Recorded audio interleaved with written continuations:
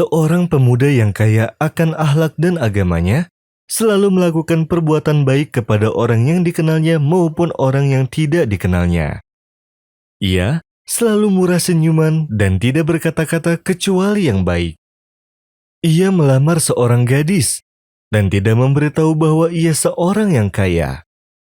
Gadis itu menerimanya tanpa memperhatikan latar belakangnya, sampai terkadang ia merasa ironi karena kebaikannya. Ditambah tutur katanya yang lembut, serta menjawab pertanyaan dengan ayat Al-Quran dan hadis Nabawi. Karena wanita itu bersikeras dan ia merasa tenang bersamanya, maka selesailah proses tunangan tersebut. Lalu pemuda itu menyepakati untuk mengunjungi keluarga gadis itu sekali dalam seminggu, berkumpul bersama mereka, dan merencanakan akad pernikahan setelah 1 bulan pertunangan. Pemuda itu dermawan sekali pada sang gadis dan keluarganya, di mana setiap minggu dia selalu membawa banyak hadiah yang berharga untuk sang gadis dan keluarganya. Tetapi, keluarga gadis tersebut tidak berbuat baik kembali padanya, dan itu yang membuat sang gadis tersebut berkata pada keluarganya, "Aku tidak minta kalian kecuali apa yang Rasulullah Shallallahu Alaihi Wasallam bersabda. Aku tidak meminta kalian kecuali apa yang Rasulullah Shallallahu Alaihi Wasallam bersabda. Dan jika ada yang melakukan kebaikan untukmu, balaslah dia. Tetapi jika kamu tidak memiliki sarana untuk melakukannya, doakanlah dia, sampai kamu merasa bahwa kamu telah memberikan kompensasi kepadanya."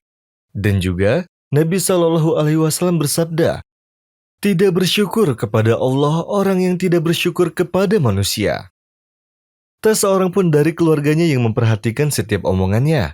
Dan pemuda itu tetap berpegang teguh dengan akhlak baiknya dan memperlakukan semuanya dengan cinta dan hormat, serta mengingatkan mereka dengan pelajaran Islam, hingga akhirnya selesai pertunangan saudari calon tunangannya itu.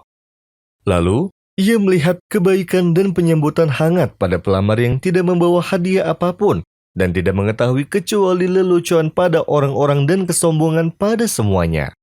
Hingga pemuda itu menikmati lelucon keluarga calonnya itu. Lalu dia sangat sedih, tetapi tidak menunjukkan perasaannya pada seseorang hingga selesai acara pernikahan. Setelah beberapa bulan menikah, mereka berdua mengunjungi keluarga sang istri untuk menyenangkan mereka. Lalu, sang suami seperti biasa membawa hadiah untuk keluarga istrinya. Lalu dia melihat calon tunangan saudari istrinya ada di acara lelucon, sedangkan keluarga istrinya menikmati sambil tertawa dan tidak merasakan dengan kehadirannya ataupun istrinya. Lalu, kedua pasangan itu memutuskan untuk meninggalkan tempat itu. Ayah dari istrinya memanggil mereka berdua sebelum keluar dan berkata pada anaknya, "Sesungguhnya kebaikan datang bersama pada keluarga yang baik pula, bahwa calon saudarimu memutuskan untuk melibatkan kita pada proyek bagus yang akan membuat kita menjadi orang kaya." Kemudian kedua pasangan itu tersenyum dan meninggalkan tempat tersebut. Ketika sang istri merasakan kesedihan suaminya, ia meminta maaf kepadanya dan memberitahunya bahwa ia tidak akan berkunjung pada keluarganya lagi. Lalu sang suami tersenyum dan berkata padanya, "Apakah kamu pikir aku akan menyetujui untuk memutuskan tali silaturahmi? Sesungguhnya apa yang membuatku sedih adalah hal yang lain. Aku bertanya tentang calon saudarimu dan aku tahu bahwa ia seorang pegawai suap yang sudah tidak bekerja lagi. Kebanyakan orang terpengaruh, dan aku takut ayahmu menjadi korban selanjutnya. Dan jika aku memberitahu tentang itu, dia tidak akan mempercayaiku, bahkan menuduhku merasa dengki padanya. Kamu harus memperingatinya dengan cara bijaksana." Lalu sang istri menghubungi ayahnya dan memperingatinya dari calon saudarinya. Sang ayah justru malah tertawa dan menutup teleponnya. Setelah 1 bulan kedua pasangan itu dikejutkan dengan keluarga istrinya. Mereka semua datang menangis dan meminta untuk diselamatkan.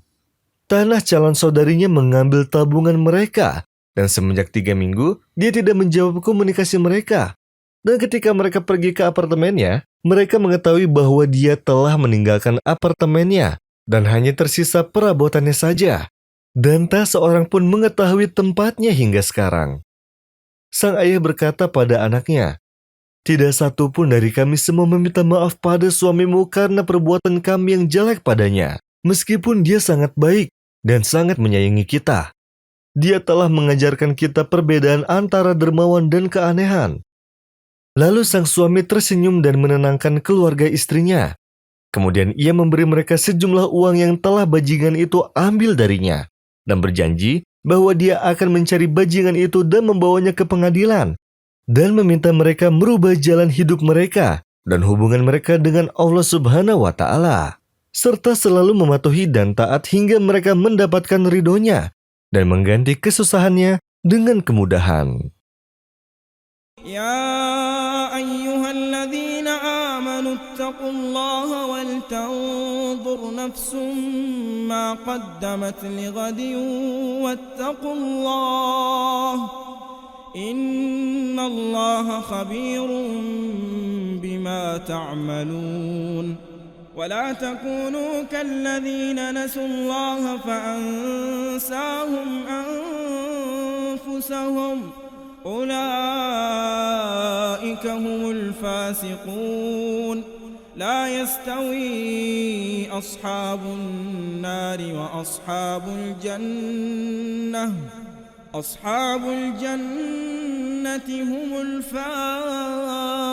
الفائزون لو أنزلنا هذا القرآن على جبل لرأيته خاشعا متصدعا من خشية الله وتلك الأمثال نضربها للناس لعلهم يتفكرون هو الله الذي لا إله إلا هو عالم الغيب والشهادة هو الرحمن الرحيم هو الله الذي لا إله إلا هو الملك القدوس السلام المؤمن المهيمن العزيز الجبار المتكبر سبحان الله عما يشركون هو الله الخالق البارئ المصور له الأسماء